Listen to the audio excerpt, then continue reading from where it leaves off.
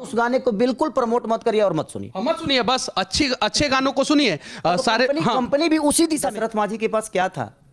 उस आदमी के पास एक ही चीज था, ताकत और हौसला।